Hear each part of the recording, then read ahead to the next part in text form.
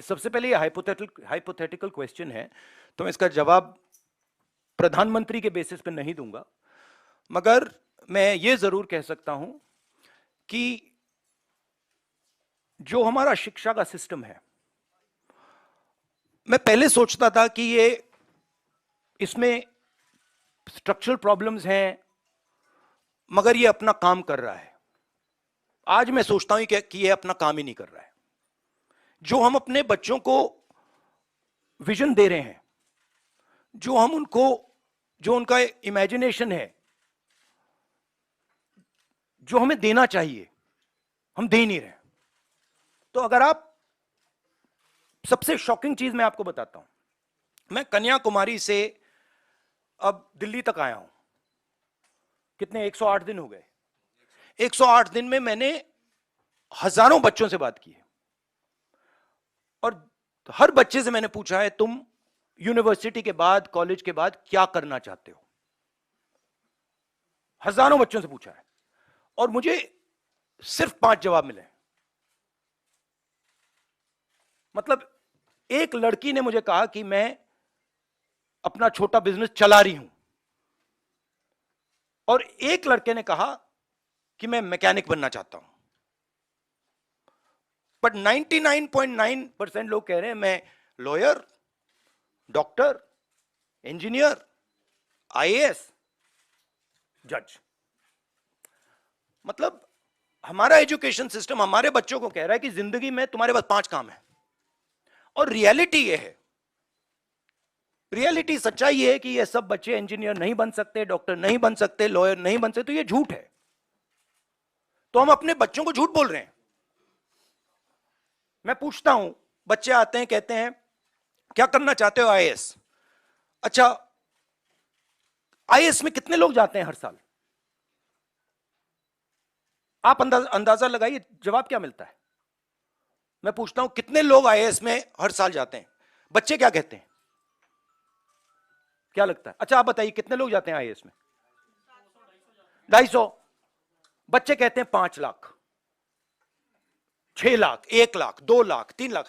जब मैं उनको कहता हूं भाई 150 जाते हैं, 2-3 को मैंने गलती से कह दिया, एक लड़की को कह दिया, वो रोना शुरू कर दी कि देखिए हम उनको सही इमेजिनेशन ही नहीं दे रहे, हम उनको रास्ता ही नहीं दिखा रहे हैं। तो पहला काम जो एजुकेशन सिस्टम है, और ये टॉप डाउन,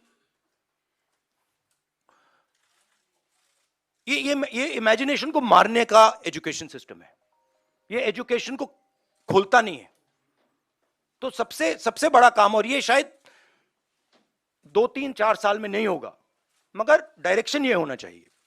और जो न्यू एजुकेशन पॉलिसी वो तो बिल्कुल दूसरे डायरेक्शन में जा रही है। तो पहली ये बात है। दूसरी बात,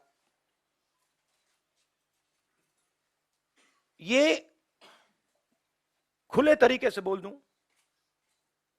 तो ये रेंट सीकिंग नेशन है, इसे प्रोडक्शन नेशन बनना चाहिए। फर्क है। ये जो देश है, जो प्रोड्यूसर है, जो प्रोडक्शन करता है, जिसके पास स्किल है, चाहे वो किसान हो, चाहे वो मैकेनिक हो, चाहे वो बढ़ई हो, मोची हो, नाई हो, जो भी हो, जिसके पास स्किल है, सबसे पहले उसकी मदद नहीं करते हैं। तो दूसरी बात, उसकी स्किल को डिस्ट्रॉय करने की कोशिश करते हैं, और उसको, मतलब जो उसकी स्ट्रेंथ है, उसको मार मार के उससे निकाल देते हैं। और बिना स्किल के रिस्पेक्ट किए यह देश कभी अपने युवाओं को रोजगार नहीं दे सकता है। सिंपल बात है। तो दूसरी चीज यह है। तीसरी चीज है कि, और ये मैं थोड़ा जो बॉर्डर पे हो रहा है उसके बारे में कहना चाहता हूं। जो देश में हिंसा है, नफरत है, केओस सा है, इसका असर, इसका इफेक्ट दूसरे देश देखते हैं और उसका फायदा उठाते हैं। हमारी जो कंफ्यूज्ड फॉरेन पॉलिसी है, जो एक प्रकार से event based non strategic foreign policy है, उससे हिंदुस्तान को जबरदस्त नुकसान हो रहा है। और बहुत भारी चोट लगेगी। और मैं इसको दोहराता जाता हूं मगर कोई सुनता नहीं है। जैसे मैं कोविड के समय दोहरा रहा था कि भाई प्रॉब्लम आ रही है, कोई सुनता नहीं है। तो ये भी बहुत जरूरी चीज है।